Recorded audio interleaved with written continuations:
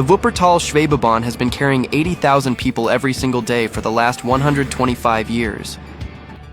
It's the world's oldest electric suspended railway under operation since 1901.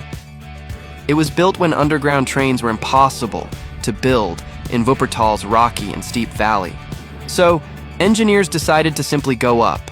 It travels 9 meters above River Wupper, with its carriages hanging from iron girders, mounted in the overhead tracks. The route spans just over 8 miles with a single ride, costing only €3.60. Today, it's still the fastest way across Wuppertal, proving 19th century innovation still beats many modern transits.